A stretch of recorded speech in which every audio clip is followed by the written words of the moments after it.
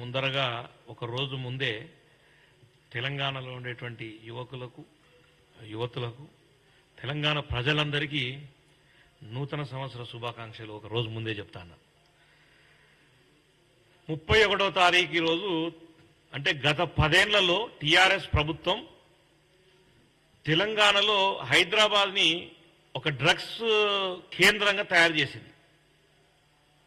మనం గతంలో చూసినాం, ఎక్కడ చూసినా ఏ పబ్లో చూసినా ఈ డ్రగ్స్ మహమ్మారి వల్ల ఎంతమంది విద్యార్థులు ఈరోజు నాశనం అయిపోయినారో మనం అందరం చూసినాం. కాంగ్రెస్ ప్రభుత్వం అధికారంలోకి వచ్చిన వెంటనే మొట్టమొదటగా ఈ డ్రగ్స్ ముఠా మీద, ఈ డ్రగ్స్ మాఫియా మీద ఉక్కుపాదం మోపడం జరిగింది ముఖ్యమంత్రి రేవంత్ రెడ్డి గారు.